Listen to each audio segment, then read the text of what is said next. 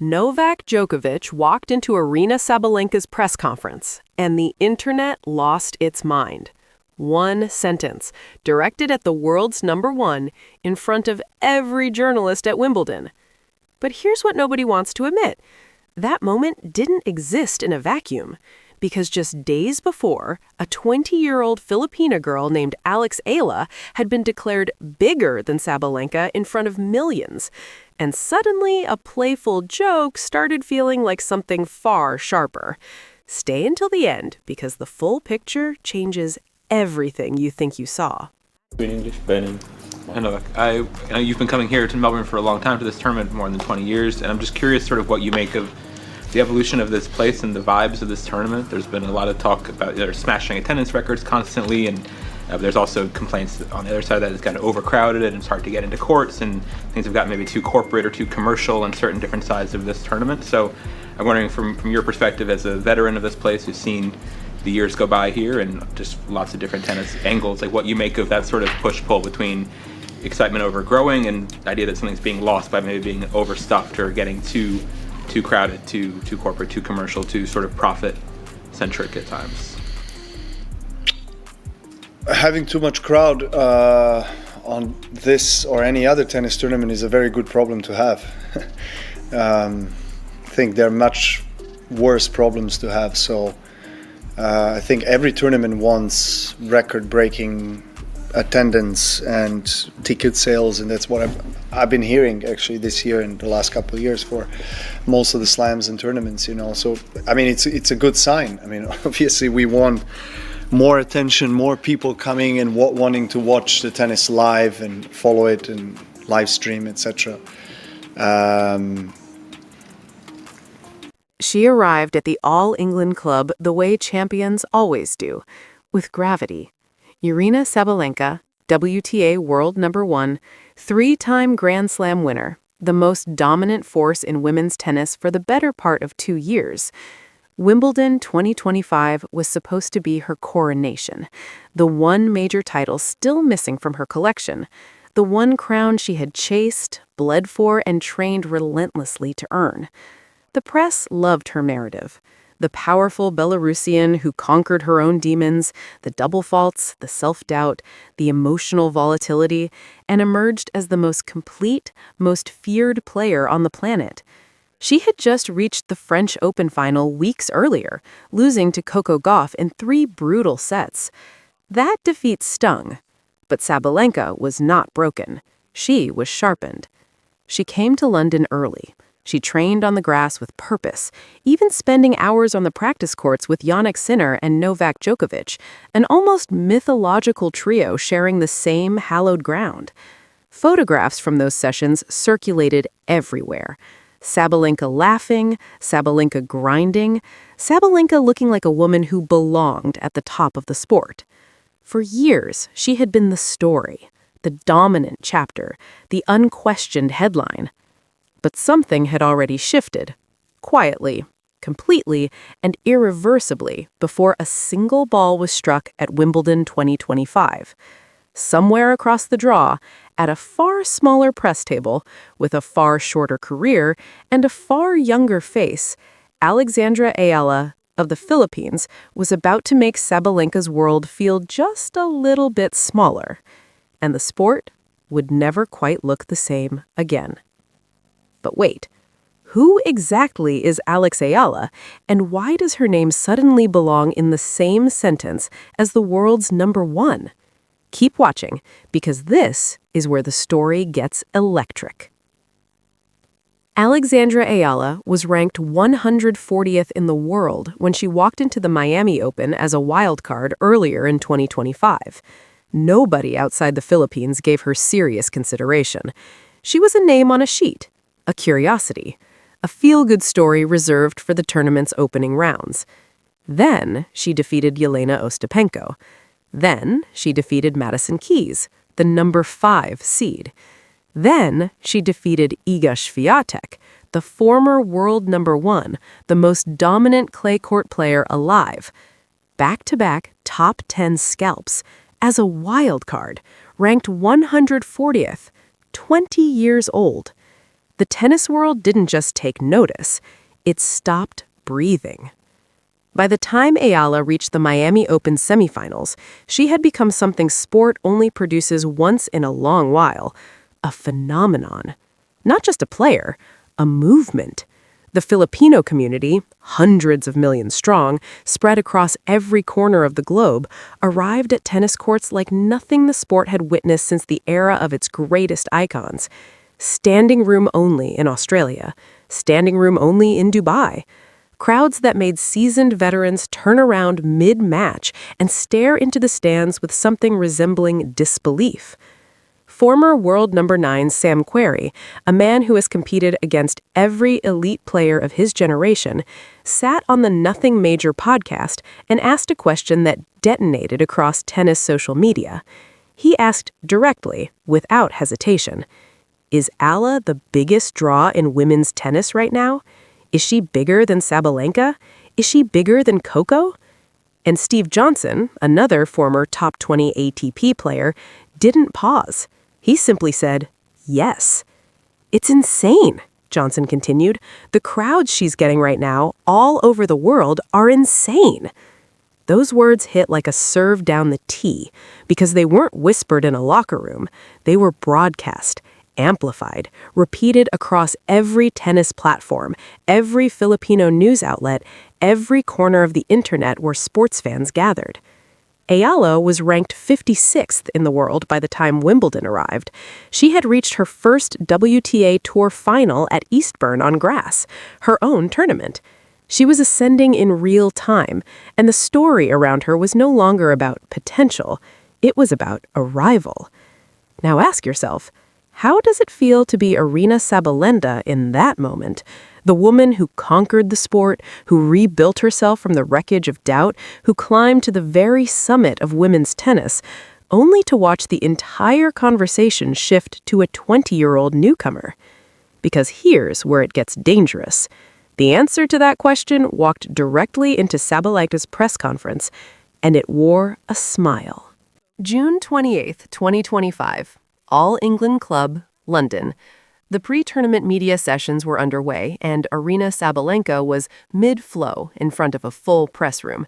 She spoke about preparation, about the grass, about chasing that elusive Wimbledon title. Everything was professional, composed, standard. Then Novak Djokovic walked through the door, unannounced, grinning, waiting for his own press slot, arriving early and deciding, in the way only Djokovic can decide, that this moment was far too entertaining to waste in a hallway.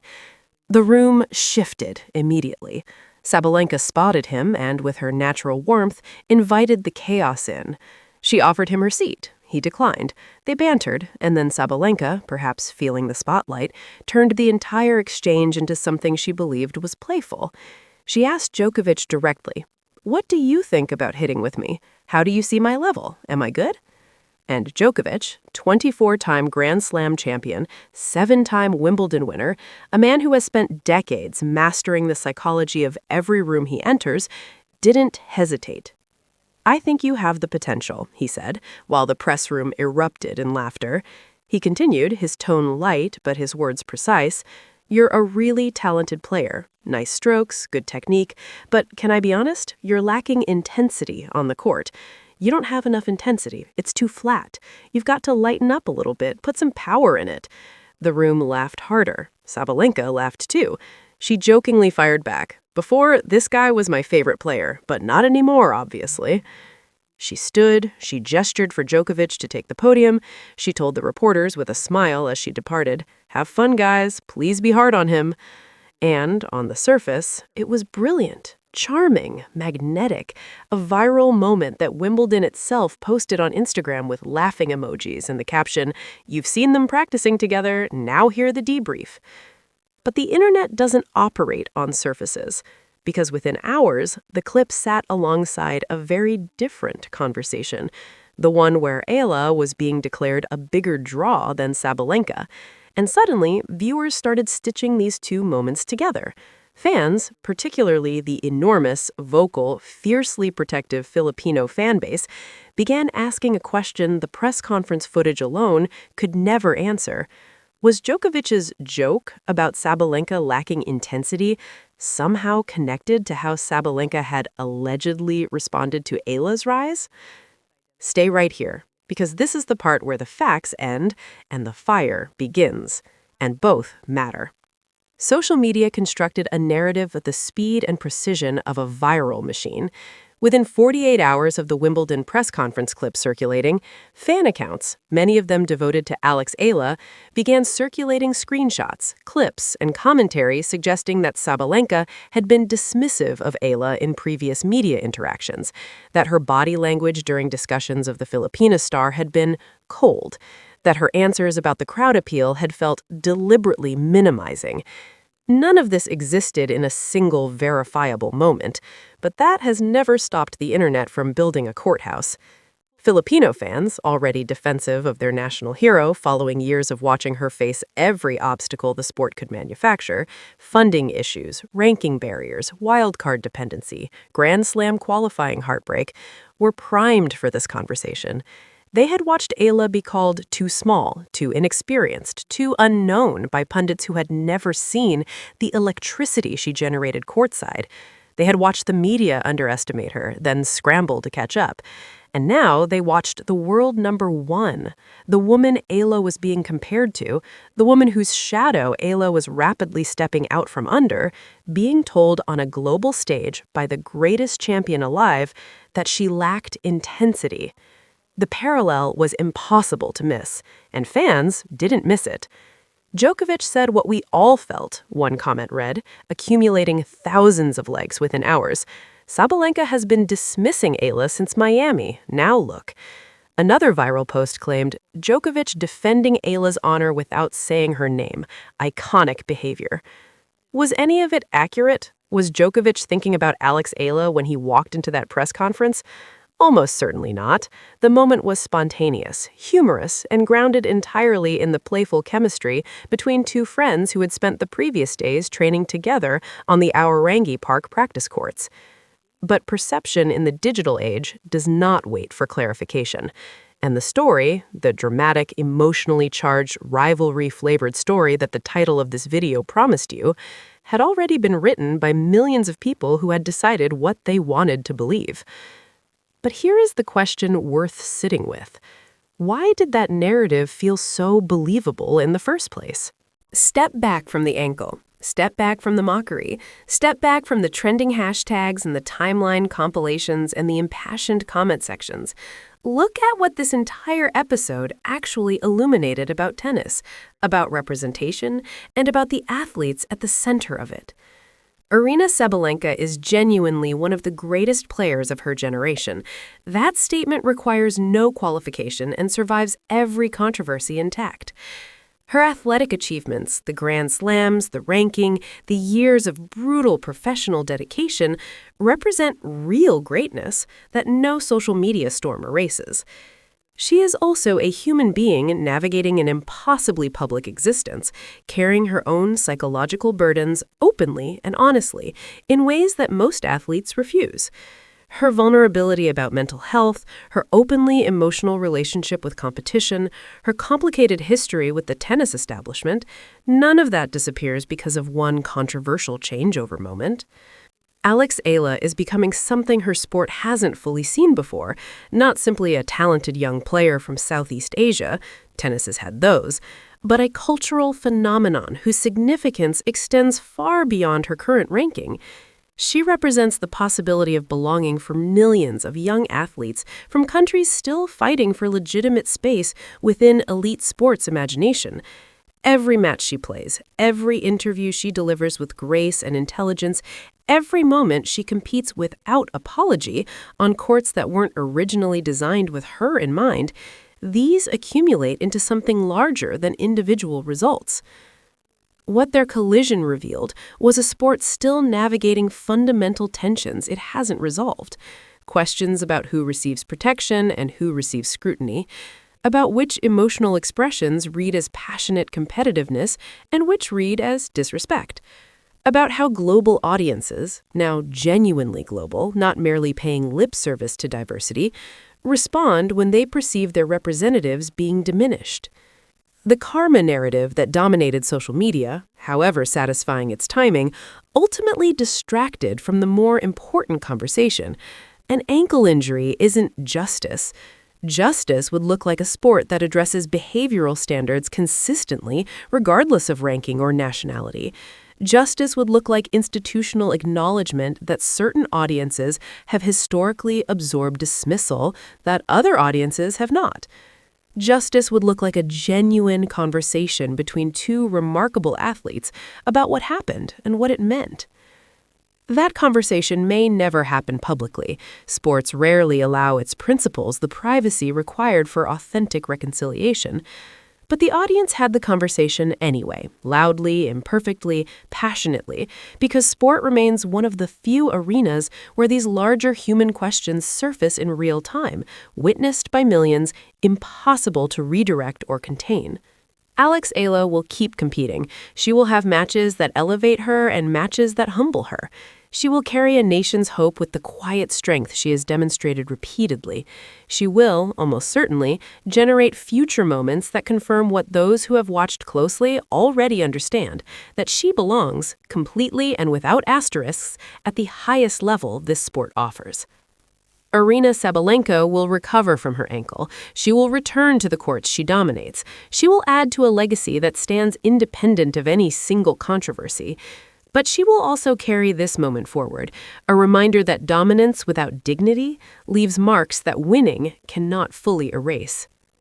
And the rest of us, the fans, the watchers, the people who care about these athletes and what they represent, are left with the question that sport always eventually asks. When a champion stumbles, physically or morally, what do we choose to remember? And what does that choice reveal about who we actually are? This wasn't just a tennis match. It wasn't just an ankle injury. It wasn't just a viral moment that trended for 48 hours before the internet found something new to consume. This was a mirror held up to a sport, to an audience, and to two athletes whose stories couldn't be more different or more deeply connected. The court demanded honesty from both of them. One delivered it gracefully, one delivered it painfully. And somewhere between those two truths lies everything worth understanding about competition, power, and what we demand from the people we elevate. Alex Eala's story is far from finished. In many ways, it has barely begun. If this episode opened your eyes to something the mainstream tennis conversation consistently avoids, drop a comment below.